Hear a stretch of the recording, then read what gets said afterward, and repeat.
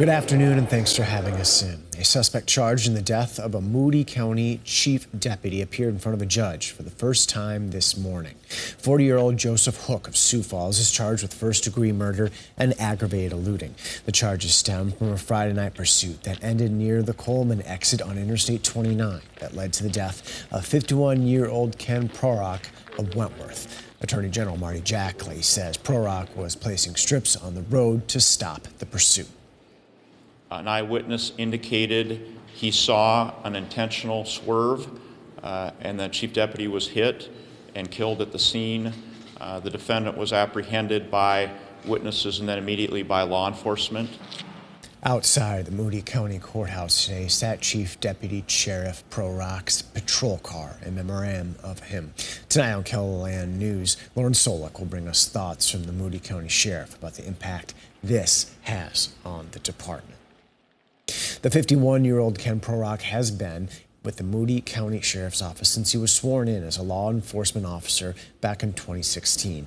His funeral services will be held in Madison, South Dakota on Thursday, February 8th at 1 p.m. Pivoting to weather, it's a mild forecast, some fog out there, and it looks like it's going to be fairly warm in the next few days, huh, Adam? Yeah, what happened to winter? About that. We had it for 2 weeks in January, and that's basically been it. What little snow is left out there on the ground is really going to be fighting a losing battle with temperatures continuing to warm up. And the ice out there is also getting weaker with all of these warmer temperatures in place. There's Lake Madison, some fog hanging overhead. Beyond that, it has been a pretty quiet start to the work and school week. From Lake Madison, we'll take a look downtown here in Falls. Some fog, and I do mean some very light fog in the distance, but otherwise 40 with a decent bit of cloud cover and a light southerly breeze at just 6 miles per hour. So we're doing pretty well for ourselves already on the thermometer. We're also up to 40 in Worthington, 35 though for Huron as well as Aberdeen and Mulbridge, 34 Pierre and Mitchell, 33 Watertown, 44 though Rapid City, and we're near 50 at this hour in Pine Ridge as well as Phillip.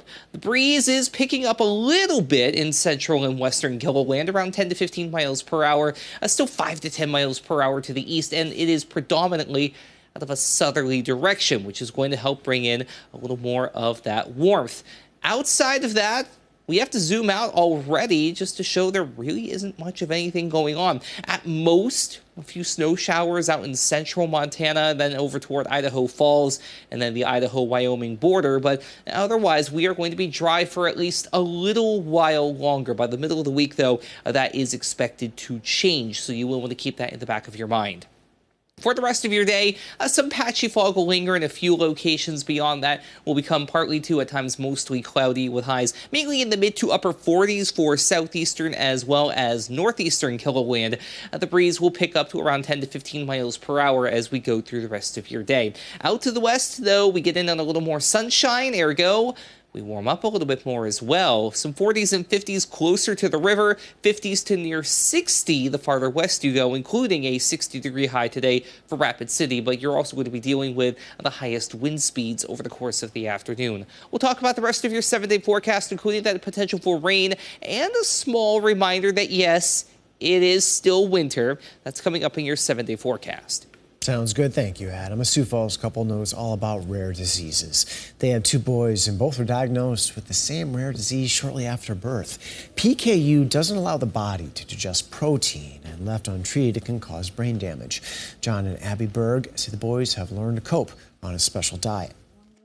When we were first handed the diagnosis, I think there was a grieving process. You know, it was a big diagnosis. It was a big change.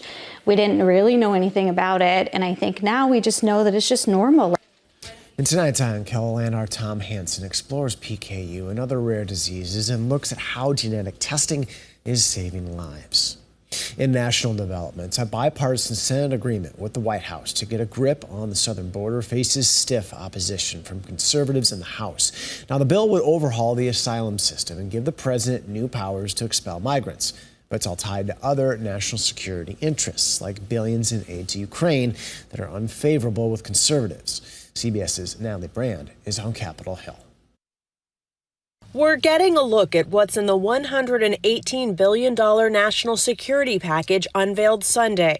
These are powerful new tools that allow any administration, this one and future administrations, to actually gain control of the border. The deal took months of negotiations. It would give the administration new emergency authority to shut down asylum processing between ports of entry, allowing immediate deportation before asylum is requested. That would happen when migrant encounters reach a daily average of 5,000 over a week.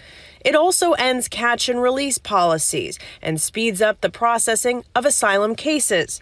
We're now mandating that the government actually shut down the border if those numbers get to 5,000 a day. But we're permitting the government to actually shut down the border when it only gets to 4,000 approaches a day.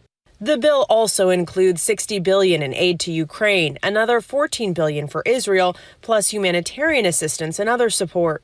If enacted, the bipartisan compromise would be the first major update to the nation's immigration system in more than 3 decades.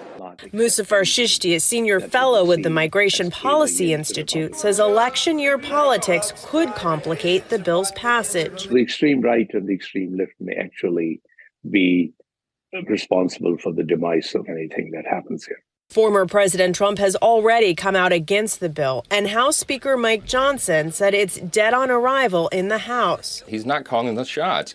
I am calling the shots for the House. That's our responsibility. A test vote in the Senate is expected as early as Wednesday. Natalie Brind, CBS News, Capitol Hill.